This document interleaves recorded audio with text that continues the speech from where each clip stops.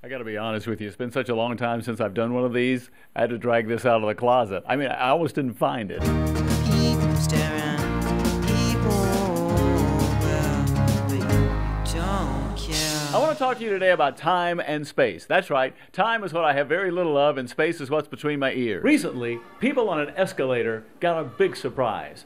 It started going backwards. In particular, I want to talk about the distance between places and how it really screws with your head when you travel internationally. They're at the escalator and they're going up the escalator, and on the other side of them, the escalator's going down, and suddenly the escalator reverses and starts moving backwards. This may be one of my favorite stories of all time. So a man and his wife go out for an evening ride somewhere. They're going somewhere, maybe to dinner, and they're in their own neighborhood and they drive down the road. This is up in New Jersey. Every route that I took when I was in England, I sort of compared to that I knew it took 2 hours by train to get from London to Norwich. The man sees a police officer with a speed gun pointing right at them.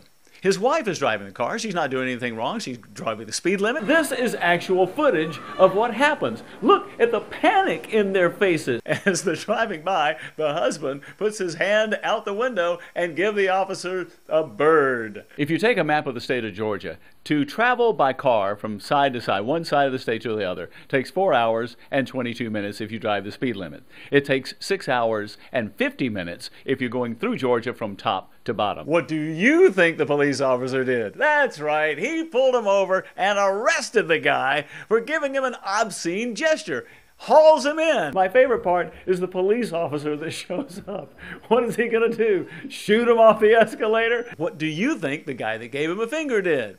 He took it to court. Not any court, the Second U.S. Circuit Court of Appeals, and won. Where does the USA rank in size and population by comparison? We're third behind Russia and Canada, and then in population, we're behind China and India. They're trying to go up to the top of the escalator and get through. They don't know what to do. Here's how it works. He won the case for giving the guy the finger. Here's what they said. I wrote it down so I wouldn't forget it. Okay, giving somebody the officer the finger is not the basis for a reasonable traffic violation or criminal activity. In fact, the sign of the finger is an ancient gesture of insult. My friend William Cheek, who is in Britain right now, when you were trying to get accustomed to traveling in the United Kingdom, how did you handle this? Hi, Bill. I'm delighted to be asked for input on this. However, I must confess that I'm probably the worst person to talk about sense of scale.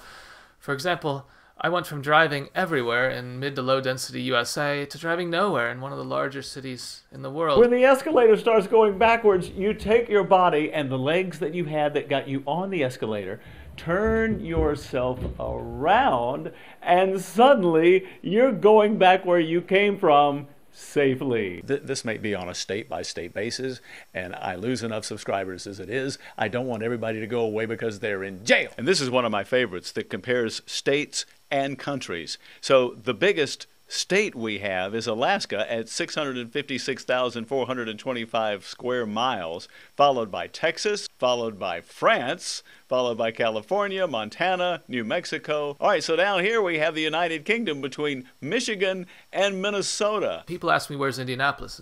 Well, actually, they don't ask me. I say I'm from Indianapolis. They say, cool. You don't know where that is, do you? When an escalator reverses, the terrorists have won. God bless America.